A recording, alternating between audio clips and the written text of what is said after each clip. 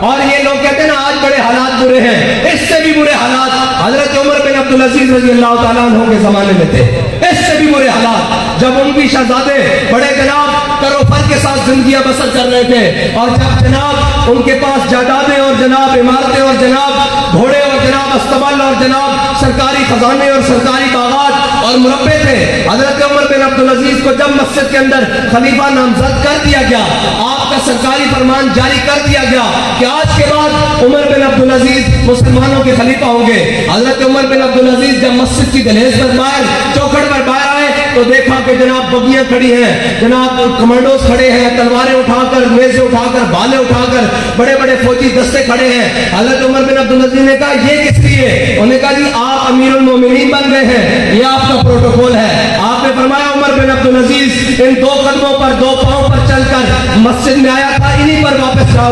جائے گا، یہ قوم کا مال ہے، اس کو بیت المال کے اندر لے جاؤ۔ اس ویڈیو کو لائک کریں، ہمارے چینل کو سبسکرائب کر بیل آئیکن ضرور پریس کریں۔